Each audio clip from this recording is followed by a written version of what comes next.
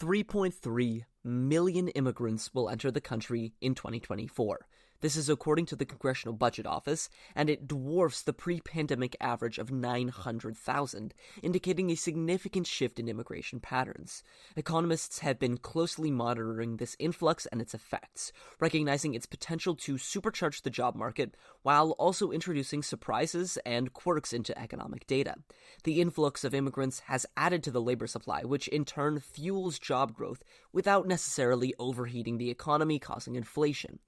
A recent analysis by the Brookings Institute projected that employers could create between 160,000 to 200,000 jobs per month without causing significant spikes in wages and inflation, thanks to the influx of immigrants. But why does this phenomenon occur? Well, let's break it down from an economic standpoint. The increase in immigration accepted through legal channels translated to a rightward shift of the labor supply curve. With more workers available, businesses are able to offer more jobs, leading to increased competition among employers and ultimately lowering wages for workers. This, in turn, can result in lower prices for consumers as businesses pass on their cost savings. This means more production and cheaper goods. However, it's essential to recognize that immigrants also contribute to inflation through consumer spending. See, it's not all sunshine and rainbows, because immigrants still do spend in the domestic economy. As they integrate in society, immigrants inevitably contribute to aggregate demand by purchasing goods and services.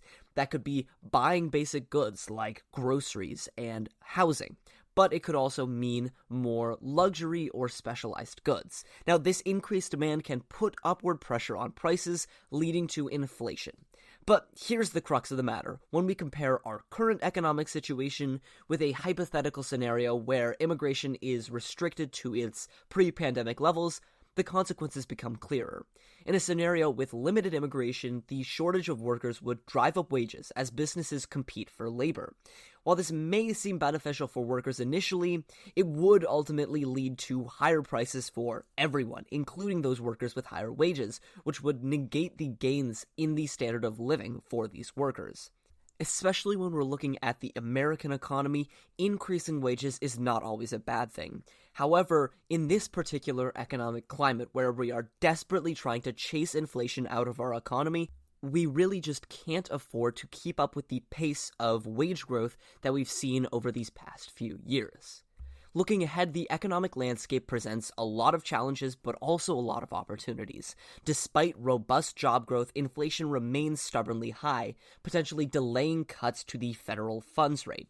However, one of the main reasons we're avoiding recession right now, and we're still on the path to a soft landing, despite the labor force participation rate remaining below pre-pandemic levels, is the willingness of many immigrants to accept lower wages and fill the gaps in the economy.